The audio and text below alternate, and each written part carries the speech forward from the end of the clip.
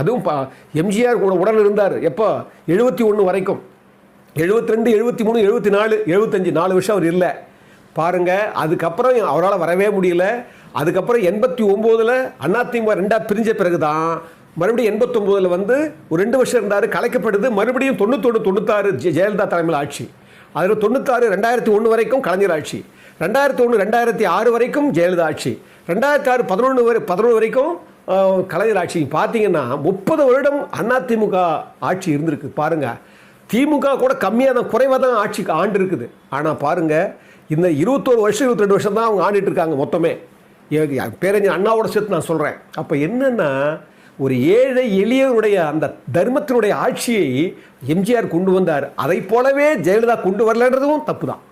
அந்த அம்மா மட்டும் எம்ஜிஆரை போல ஏழை எளியவர்களுக்கு ஒரு தர்மத்தினுடைய ஆட்சியோட, நியாயத்தினுடைய, நீதியினுடைய வழியில் போயிருந்தாங்கன்னா திமுக செல்லுபடி